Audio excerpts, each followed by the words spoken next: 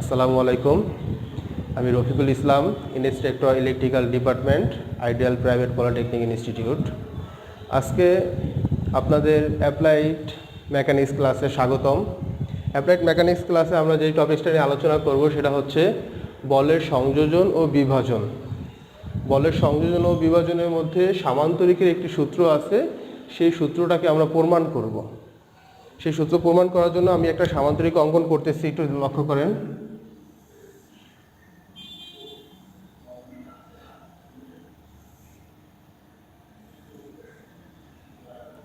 এই ও বিন্দু থেকে একটি বল পি আর একটা কিউ বল, নির্দিষ্ট কোণে একটা পি বল আর একটা কিউ বল ক্রিয়া করতেছে। এই পি বলের রেসপেক্টে এখানে একটা রেখা অঙ্কন করা হয়েছে, এই কিউ বলের রেসপেক্টে এখানে একটা রেখা অঙ্কন করা হয়েছে। যেহেতু সামান্তরিক, তার বিপরীত বাহু কী হবে? সমান এবং সমান্তরাল। এটাকে ধরলাম ও, এ, বি, সি। এখন এই দুইটা বল যে ক্রিয়া করতেছে, ক্রিয়া করার ফলে এইখান থেকে একটা বল ছুটে যাবে, সেটাকে বলা হবে লব্ধি বল আর। এখান থেকে যে একটা বল যাবে এখানে, সেটাকে বলা হবে লব্ধি বল আর। এখন আমরা একটু লক্ষ্য করি যে এইখানে যে কথাগুলো লিখছি সেই কথাগুলোর সাথে, সেটা হচ্ছে পি ও কিউ দুটি বল ও বিন্দুতে ক্রিয়া করছে। ও এ ও সি সরল রেখা, এই যে পি ও কিউ দুটি বল এই ও এ আর ও সি থেকে সরল রেখার ভাবে ক্রিয়া করতেছে, এদের মান ও দিক নির্দেশ করছে এবং বল দ্বয়ের অন্তর্ভুক্ত কোণ হচ্ছে থেটা। এই দুইটা বলের অন্তর্ভুক্ত কোণ হবে কি? থেটা, থেটা কোণ। যদি ও এ বি সি সামান্তরিক সম্পূর্ণ করা হয়, তবে ও এ কর্ণই ওই বলের দুটির লব্ধির মান ও দিক নির্দেশ করে। এই যে যদি এইটা সামান্তরিক হয় তাহলে কর্ণ হবে কি? ও বি। এই ও বি কর্ণতে যে বলটা গেছে সেটাকে বলা হবে আর লব্ধি বল। এই চিত্রে লব্ধির মানকে আর দ্বারা প্রকাশ করা হয়েছে, চিত্রে লব্ধির মানটাকে আর দ্বারা প্রকাশ করা হয়েছে। এখন আমরা দেখব যে এই আরটাকে আমরা কিভাবে নির্ণয় করতে পারি। এই আরের একটা মান বা আরের একটা সূত্র আছে, সেটাকে আমরা নির্ণয় করব। সেই সূত্রটা হচ্ছে R equal to root over P square plus Q square plus 2 PQ cos theta. এটাকে বলা হয় লব্ধি বলের সূত্র। R equal to root over P square plus Q square plus 2PQ cos theta. এটাকে আমরা এখন প্রমাণ করে দেখব। এখন আমরা এই আরটাকে নির্ণয় করব। এই আর নির্ণয় করার জন্য একটু লক্ষ্য করেন, এই আরটাকে আমাদের বের করতে হবে, এটাকে বলা হবে লব্ধি বল। এই লব্ধি বল বের করার জন্য এখন আমি যেটা বলতেছি সেটা হচ্ছে যে দেখেন, এইটা কিন্তু একটা ত্রিভুজ। এই ত্রিভুজটা যদি আমি কল্পনা করি, এটা হচ্ছে ভূমি অতির্ভুজ, আর এখানে লম্ব নাই, এটা অতির্ভুজের মতনই। এখানে লম্ব তৈরি করার জন্য আমাকে একটা এক্সট্রা লাইন নিতে হবে। একটা লাইন বর্ধিত করলাম, এখান থেকে একটা লাইন বর্ধিত করলাম। এই পয়েন্টটাকে আমি ধরে নিলাম ডি পয়েন্ট, যে কোনো একটা পয়েন্ট ধরলেই হবে, এটা হচ্ছে ডি পয়েন্ট। এখন যদি আমি এটা কল্পনা করি ভূমি লম্ব অতির্ভুজ, তাহলে আমি এই আরটাকে বের করতে পারবো পিথাগোরাসের সূত্র ইউজ করে। এই আরের মানটা এখন বের করা যাবে, কিন্তু এখানে কিন্তু এই নতুন যে দুইটা আমি লাইন নিয়েছি, এই দুইটা লাইনের মান আমি জানি না। এইটার মান কিউ, কিন্তু এইটার মানও হচ্ছে কিউই, কারণ এটা সমান্তরাল। আর এইখানে এটা থেটা, এই কোণটাও হবে থেটা কোণ, এটাও হবে থেটা কোণ। তাহলে আমি এই ত্রিভুজটার মধ্যে জানতেছি কি? অতির্ভুজের মান জানি আর থেটা জানি। তাহলে আমি এই দুইটাকে এখন বের করতে পারবো। আমরা যদি লিখি যে ত্রিভুজ এ ডি বি হতে পাই, এই ত্রিভুজটা হতে যদি আমি বের করি তাহলে কি হবে দেখেন, যদি আমি লিখি যে সাইন থেটা সমান সমান হচ্ছে কি? লম্ব বাই অতির্ভুজ, অতির্ভুজ সংক্ষেপে লিখলাম। এখন এখানে লম্ব কি? লম্ব হচ্ছে বিডি, অতির্ভুজ হচ্ছে এ বি। সিমিলারলি এখানে আমি লিখি যে সাইন থেটা। এখন এই বি ডি এর কোনো মান আমরা জানি না, এই লম্বটার কোনো মান জানি না, তাহলে আমি বিডিটাই রেখে দিলাম বিডি।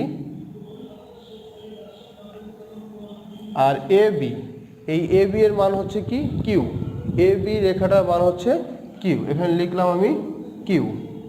এখন যদি আর গুণন করে দেই তাই কি হবে, আর গুণন করলে BD equal to Q sine theta. এটাকে আমি একটা সমীকরণ ধরে রাখলাম, 1 নং সমীকরণ। আমি এখন কিন্তু এই ত্রিভুজের লম্বর মানটা পেয়ে গেছি। এখন এই এতটুকু মান আমাকে আবার বের করতে হবে। আবার ধরি আমি, আবার cos থেটা, cos থেটা সমান সমান আমরা কি জানি, ভূমি বাই অতির্ভুজ, ভূমি বাই অতির্ভুজ। তাই ভূমি আছে কি এখানে এ ডি, এখানে লিখবো হচ্ছে এ ডি, অতির্ভুজটা আছে কি এ বি, এ বি। এখন একটু ডেরিভেটিভ করে নেই, cos থেটা আমরা এ ডি এর মান জানি না, তাই এ ডি রেখে দিলাম, বিডি এর মান জানি কিউ। সিমিলারলি আবার যদি আর গুণন করি তাই হবে A D equal to Q cos theta. এটা হলো 2 নং সমীকরণ। এই সমীকরণগুলো আমাদের এখানে যখন আমরা কাজ করব তখন আমাদের লাগবে। এখন এই টোটাল ত্রিভুজটাকে আমি কল্পনা করব, এই টোটাল ত্রিভুজটাকে, ত্রিভুজ ও ডি বি, ত্রিভুজ ও ডি বি সমকোণী ত্রিভুজ হতে পাই। কোণী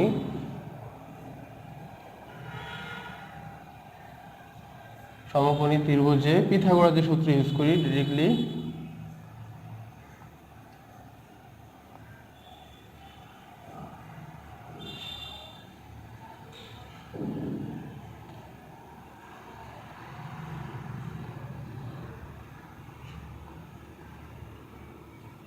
কথাটা কি লিখলাম, যে ত্রিভুজ ও ডি বি সমকোণী ত্রিভুজে পিথাগোরাসের সূত্র অনুসারে, পিথাগোরাসের সূত্রটা কি, পিথাগোরাসের সূত্র হচ্ছে ও ত্রিভুজ স্কয়ার ইকুয়াল টু ভূমি স্কয়ার প্লাস লম্ব স্কয়ার, লম্ব স্কয়ার। এখন এই ত্রিভুজটার মধ্যে ও ত্রিভুজটা হচ্ছে ও বি স্কয়ার প্লাস ভূমি হচ্ছে ও ডি স্কয়ার প্লাস লম্ব হচ্ছে বিডি, বি ডি স্কয়ার। এখন এখানে একটা জিনিস লক্ষ্য করবেন, সেটা হচ্ছে ও ডিটা কিন্তু 2টা পয়েন্টে বিভক্ত হয়েছে, একটা হচ্ছে ও এ, একটা হচ্ছে এ ডি। তো আমরা একটু বিভক্ত করে নেই, O B square equal to O A plus A D square plus BD square. এখন যেই মানগুলো আমাদের জানা আছে সেই মানগুলোকে আমরা এখানে বসাবো। এটা জানি হচ্ছে আর, এই যে ও বি সমান সমান হচ্ছে আর, তা আর স্কয়ার, আর ও এ সমান সমান জানি পি প্লাস এডি, এডি এর মান কিন্তু আমরা এখানে বের করে রাখছি। তো এখানে আমরা বসাই দিই Q cos theta whole square plus BD এর মানও আছে, সেটা হচ্ছে কিউ সাইন থেটা। তো এখানে লিখবো হচ্ছে Q sine theta whole square. Then কি হবে আর স্কয়ার, আর এখানে দেখেন এ প্লাস বি এর সূত্র পড়ে গেছে, তো আমরা লিখতে পারি P square plus 2 P Q cos theta plus Q square cos square theta plus এটা যদি ভাঙি এটা হবে Q square sine square theta, P square plus 2 P Q cos theta plus এখানে কিউ আছে, এটার মধ্যেও কি আছে, দুইটার মধ্যে কিউ এর থেকে একটা কিউকে আমরা কমন করে নিলাম, কিউ স্কয়ার। এখানে একটু ঘুরায় লিখবো, সেটা হচ্ছে sign square theta plus cos square theta. এটা ঘুরে লেখার কারণ হচ্ছে আমরা এতটুকুর মান জানি 1, ত্রিকোণমিতিক সূত্র এই মানটা আমরা জানি 1।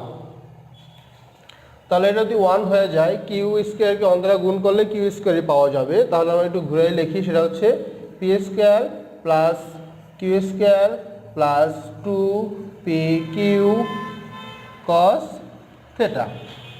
এখানে কি আছে আমাদের, আর স্কোয়ার আছে। সুতরাং আমরা লিখতে পারি কি, লব্ধির মান আর ইকুয়াল টু, এই স্কোয়ারটাকে ওই পাশে পাঠিয়ে দিলে রুট হয়ে যাবে, root P square plus Q square plus 2পি কিউ কস থেটা। এটা হচ্ছে আমাদের লব্ধির মান। এখন আমরা বের করব লব্ধির দিক। এই দুইটা বল কাজ করার ফলে যে লব্ধিটা পাইছি আর, এই আরটা কতটুকু কোণ করে গেছে সেই কোণটাই হবে লব্ধির দিক। সেই লব্ধির দিকটাকে, এই কোণটাকে আমরা ধরলাম হচ্ছে আলফা। আমরা এখন এই আলফাটাকে বের করব, যে আলফাটাকে কিভাবে বের করা যায়। আলফা বের করার জন্য দেখেন এখন লিখছি যে এখন লব্ধির দিকটা নির্ণয় করার জন্য আমাকে কি করতে হবে, এই টোটাল যে ত্রিভুজটা আছে এই ত্রিভুজটাই কল্পনা করতে হবে। সেটা হচ্ছে ও ডি বি হতে পাই। এখন আমি এখানে লিখি যে ট্যান থেটা মানে কি, ট্যান আলফা, যেহেতু আমরা এই আলফা কোণটাকে বের করব, তাহলে লিখতে পারি tan alpha equal to, tan alpha সমান লেখা যাবে কি, লম্ব বাই ভূমি। আমরা সাধারণত জানি কি, ট্যান থেটা সমান সমান লম্ব বাই ভূমি। এখন এখানে লম্ব আছে কি, লম্ব হচ্ছে বিডি বা ডিবি, আমি লিখলাম এখানে বিডি, আর ভূমিটা আছে কি ও ডি। এখানে লেখা যাবে tan alpha equal to BD by O D. এখানে আরেকটা কথা আমরা আগেও শুনছি, সেটা হচ্ছে কি, যে এই ও ডি কিন্তু দুইটা অংশে বিভক্ত হয়েছে, একটা হচ্ছে কি ও এ, একটা হচ্ছে এ ডি। তা আমরা একটু ভেঙে নেই, সেটা হবে BD by O A plus A D. এখানে লেখা যাবে ট্যান আলফা, তাহলে বিডি এর মান কত, এই বিডি এর মানটা আমরা এখানে বের করে রাখছি 1 নং সমীকরণে। বিডি সমান হচ্ছে কিউ সাইন থেটা। তাহলে আমরা এখানে লিখে দেই কিউ সাইন থেটা। ও এর মানটা কত, ও এটা হচ্ছে পি বল, যে পি বলটা ছিল সেটা হবে ও এর মান। এখানে হবে পি প্লাস এডি এর মানটা কত, এডি এর মানটা আমরা বের করে রেখেছি কিউ কস থেটা। এখানে লিখবো আমরা কিউ কস থেটা। তাহলে আমাদের ট্যানজেন্টের মানটা বের হলো, কিন্তু আমাদের এখন বের করতে হবে কি, মূলত আলফা কোণের মান।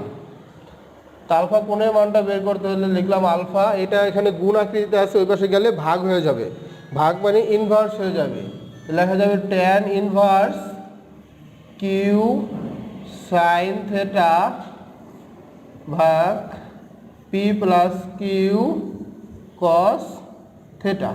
এটাই হচ্ছে আমাদের লব্ধির দিক।